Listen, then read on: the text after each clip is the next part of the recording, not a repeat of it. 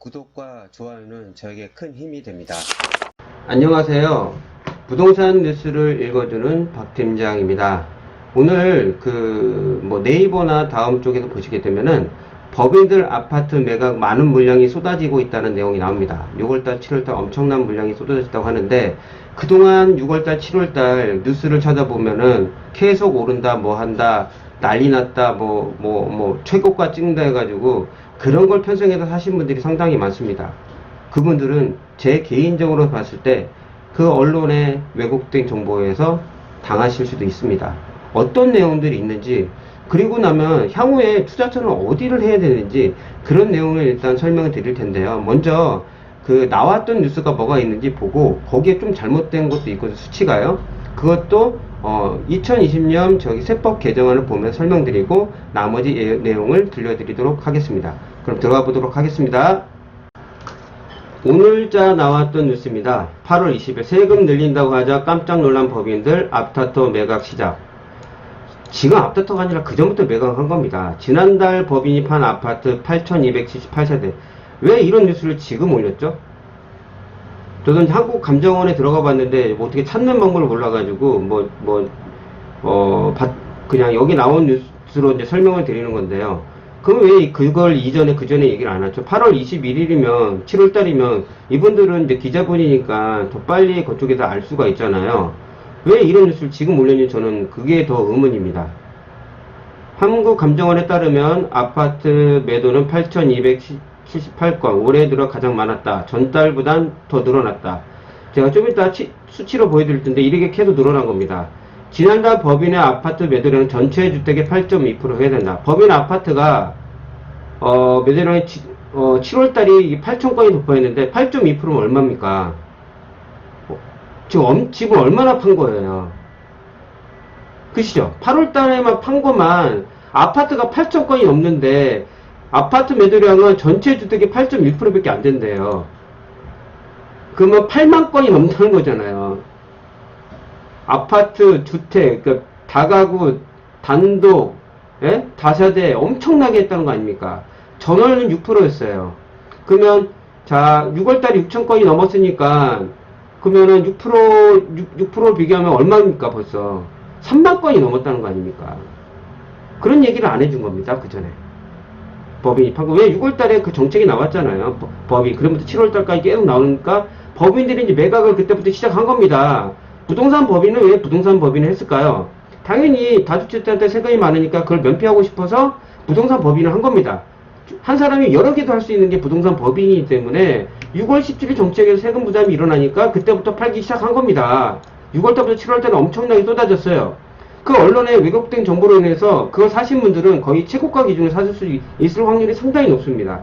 그래서 제가 전에 유튜브 올릴 때 뭐랬습니까? 이게 물량들이 계속 쏟아질 거니까 한꺼번에 쏟아지면 거기 하락이 되니까 조금만 기다려달라.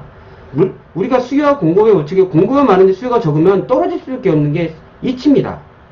자, 여기도 좀 잘못된 나온 정보가 있는데 보니까 내년 6월부터는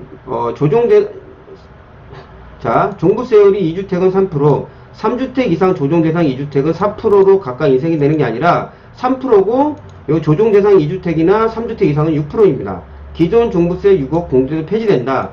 그러니까 우리가 보통 부부 공동명의면 종부세는 인별이기 때문에 부부 공동명의를 하게 되면 웬만해서는 종부세가 안 나옵니다. 6억씩 공제해주기 때문에 이것도 시가록이 아니라 공시가로 하기 때문에 세금이 너무 없습니다. 거의 대부분. 한 채를 가지고 있을 때는. 그 두 채를 가지고 있을 때도 거의 나오기가 만만치가 않죠. 왜? 12억까지 해주니까요. 합쳐서. 자, 내년 1월부터는 양도세 차익에 대해서 기본세율이 10에서 25%였죠. 왜? 다주택 때 세금을 많이 매니까 법인으로 많이 간 거거든요. 이제 이것도 10%가 아니라 20%로 세율을 더해서 매기는 겁니다. 최대 45%. 그러면 큰 의미가 없어졌겠죠? 재산세 올라가, 종부세 올라가, 모든 세금 부분에서 다 이제 과세를 하게 됐습니다.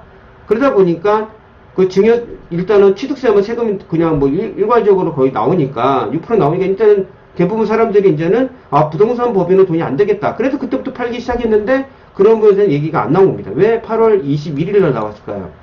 저는 그게 더 의문입니다. 이거 말고 다른 뉴스들 보면요. 그러니까 보통 연합뉴스가 먼저 올리니까 근데 똑같아요. 요게 틀린 부분이 요거 이 부분이 좀 틀립니다. 제가 PPT로 보면서 설명드리도록 하겠습니다.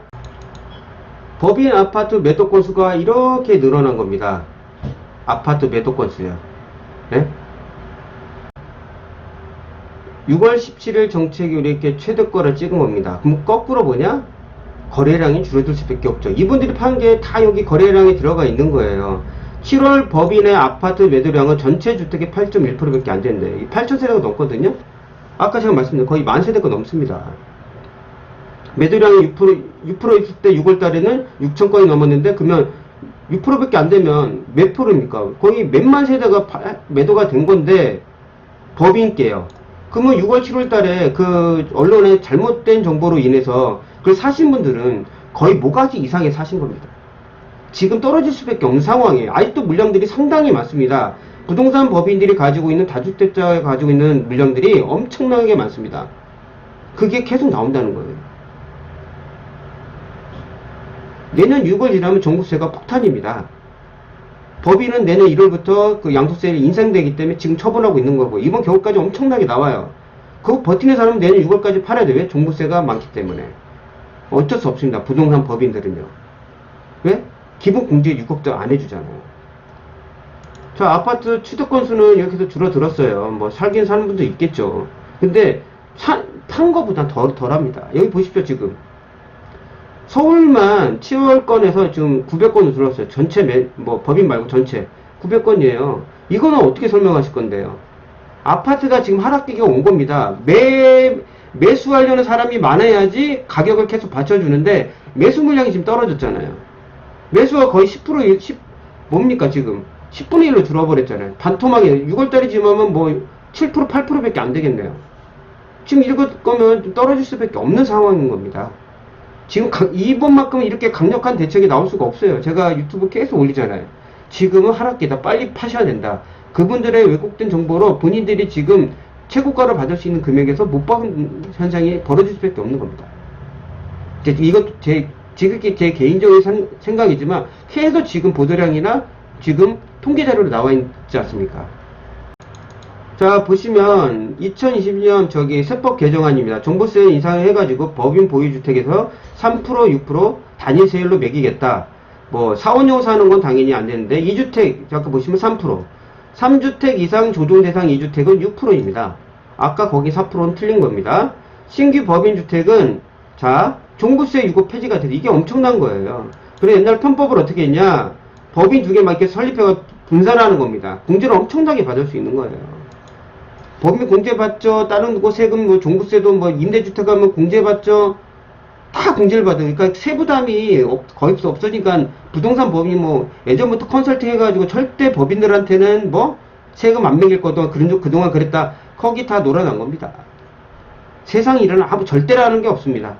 자, 세부담 상한도 폐지됐어요. 어마어마한 겁니다.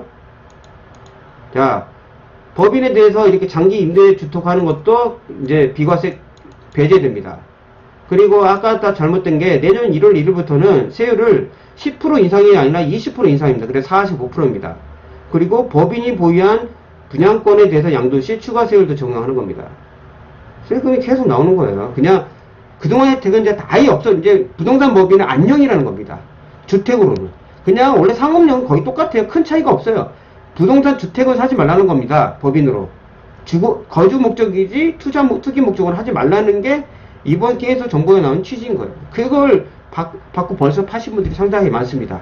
언론에 힘입어 본인들이 최고가를 많이 받으신 분들은 상당히 많아요. 언론에 상당히 고마울 거예요, 그분들은. 그걸 모르고 사신 분들은 그분들을 원망하십시오. 정부를 원망하지 마시고. 왜 7월달, 6월달 그렇게 매도량 나오는데 왜 8월 21일날 지금 얘기를 하냔 말입니다. 그 전부터 계속 얘기를 하시죠, 예전부터. 본인들은 알고 있으면서. 제가 전에 다세대 패닉 얘기할 때도 얘기했죠. 다세대 연립 패닉 현상. 7월 12년 만에 최다. 2008년 3월달에 얘기 2008년 4월부터 얘기를 하는 거예요. 자, 거기도 또 보면 부동산 법인이 있습니다. 법인도 있고 증여. 이제 8월달부터 증여하면 증여 취득세율이 나오죠. 그 전에 파셨던 분들이 어떻게 팔았냐? 그러니까 자녀들한테 증여를 한 거예요. 왜? 3.5%만 내면 되니까. 이제 법이 바뀌어서 조정 대상 지역은 2주택 조정 대상 지역에서 할 때는 3억 이상이면 12%가 나옵니다. 1주택이 아닌 2주택부터. 그럼 자녀한테 증여할 수 있잖아요. 그쵸? 그럼 여기서 좀 중요한 부분이 있어요. 제가 전에도 한번 올렸는데 양도소득세 다주택자 그 세대 기준이 있습니다. 법이 나왔어요. 부모 형제 이건 빼고 이건 의미가 없고 보통 와이프나 남편 그리고 자녀분이 있어요. 그러면 30세 이상인 상관이 없는데 30세 미만 그러니까 미성년자는 의미가 없어요. 무조건 같은 세대 합산이에요. 미성년자가 넘어갔을 때 자녀가 분리세대로 해야지 양도세 중과가 안 돼야 될 거 아니에요. 그럴 때는 꼭 어디라도 알바라도 시키십시오. 월 70만원 이상 받아야지 분리세대로 봅니다. 그냥 자녀만 저기 분리세대면 분리세대가 되는 게 아니에요. 월급을 받아야 돼요. 월급을. 아무리 귀한 자식이라도 이거 양도세 중과 안 받으려면요. 알바라도 다니게 하십시오. 이게 중요합니다. 월 소득 70만원 이상 아니면은 분리세대로 안 봅니다. 만 40세 이하. 요런 부분에 양도세 중과 맞을 수 있으니 요런 부분도 확실히 조심하시길 바랍니다. 제가 전에 올렸던 다세대 연립 편입 오피스텔 편입방이라고 얘기했잖아요. 자 보십시오. 8월 달에 이렇게 줄어들었어요. 단독 다가구 같은 경우는 왜 이렇게 하냐면 단독 온 놈도 있어요. 계속 그분들은 이게 월세 수익을 남겨서 하시는 분들이고 다세대 연립 같은 경우는 왜 이렇게 많아졌냐? 제가 전에도 한번 설명했죠. 가로주택 정비사업, 자율주택 정비사업, 소규모 역세권 10부 사업은 서울시와 저기 정부가 적극적으로 지원하는 사업입니다. 그러다 보니까 이쪽에 많이 혜택이 있고 만약 저기 기간이 너무 짧기 때문에 환급성이 좋고 빨리 신축 아파트를 받을 수 있기 때문에 인기가 많아요.